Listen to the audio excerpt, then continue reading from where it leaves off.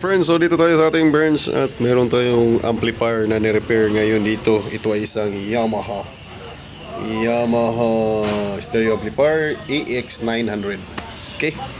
So, ang problema nito mga friends is hindi tumutunog yung itong kabilang channel. Tapos, ito pala yung hindi tumutunog, yung dito tumutunog. Tapos, mainit pa siya. So, ayun, na-check natin.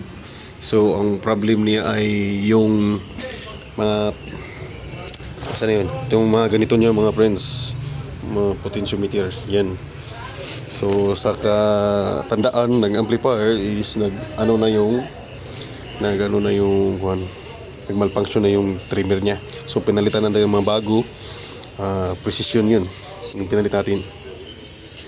And then, so, ayun, nalaman natin ang cause ng kaniyang sobrang init ng channel na ito is ang bias niya is nandun sa mga 0.6, so masyadong mataas para sa base bias. Okay, so dapat nandiyan lang sa mga 4 yung advice, your recommended 4. Merong iba gumagamit ng 3, mataas na kung 5. 4 lang talaga yung niya, yung base bias ng collector, yung base ng power transistor, so ayun, nag-normal na, hindi na siya umiinit. Then pagka-check natin sa kabila naman, then pinalitan din natin yung kabila na trimmer. Ang problema sa kabila is unbalance yung bias, yung sa dito sa PNP na power transistor is siya 0.4, sa NPN is 0.2. So ayun, troubleshoot natin, chinek natin. So maraming mga resistor na sunog. Pinalitan natin isa-isa. So nahirapan tayo, natagalan tayo pagpalit kasi hindi masyadong klaro sa sa reference. So sa service manual niya, hindi masyadong klaro yung mga ganito.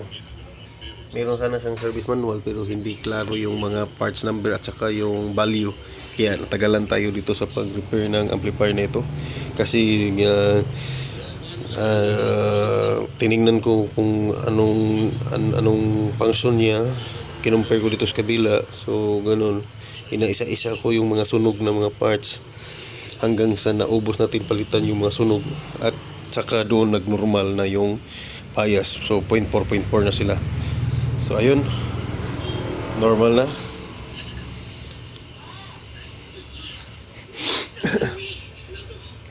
Then pagkatapos natin mga friends, tinesting natin ng speaker natin dito.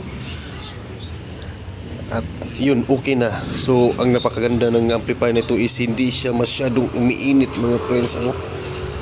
Kanina ko pa ito pinapatunog, mas mainit pa yung transformer. Napipil ko pa yung transformer na mainit, pero dito ang lamig. Lamig.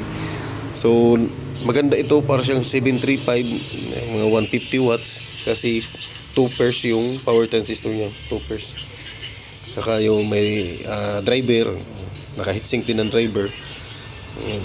So maganda, napakaganda ng Yamaha yan mga friends, Yamaha. So hanggang dito na lang yung aking video. Salamat sa panonood, sa walang sawang pagsuporta sa mga ilang nanonood sa aking channel. Pagpalain kayo ng may kapal mga kaibigan. At hanggang dito na lang ang aking video. Bye bye. JBR Electronics, please like and subscribe.